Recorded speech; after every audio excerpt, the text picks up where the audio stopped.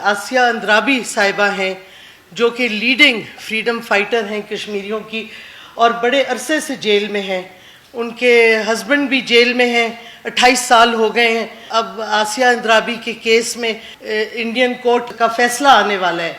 2012 में Indian supreme court ने ये एक जजमेंट दी कि लाइफ इम्प्रिजनमेंट का मतलब है टिल डेथ। अब ये दुनिया में कहीं नहीं होता।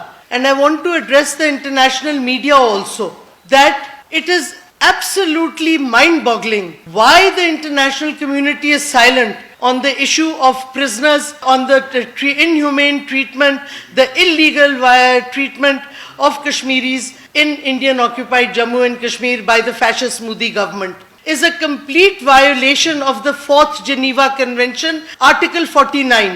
बड़ी क्लियरली कहता है आप किसी कश्मीरी को, प्रोटेक्टेड पर्सन को कश्मीर के इलाके से निकाल के कहीं और डिपोर्ट नहीं कर सकते। आपको उधर ही ट्राई करना है, उधर ही जेल में रखना है। अली गिलानी साहब को कई अरसे जेल में रखा, कभी रिलीज कर देते हैं, कभी हाउस अरेस्ट करते हैं। शबीर शाह को किया हुआ है, अशरफ सरवानी है उनको किया हुआ है, डॉक्टर फयाज हैं, फिर of course Mirwaiz Umar Farooq के साथ जो तशद्दुद होता रहता है, जो यासीन मलिक के साथ जुल्म और तशद्दुद हो रहा है, ये सारा इंटरनेशनल लॉ जिस पे हिंदुस्तान ने खुद दस्तखत किया है। Why is the international community silent on it? Why is the UN secretary general who speaks on everything, Covid की बात हो, anything else which he sees as a human rights violation? Pakistan has written several letters to her.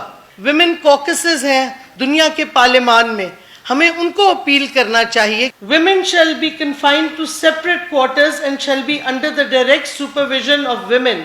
ये नहीं हो रहा। धज्जियां उड़ाई जा रही हैं इंटरनेशनल कवानीन की।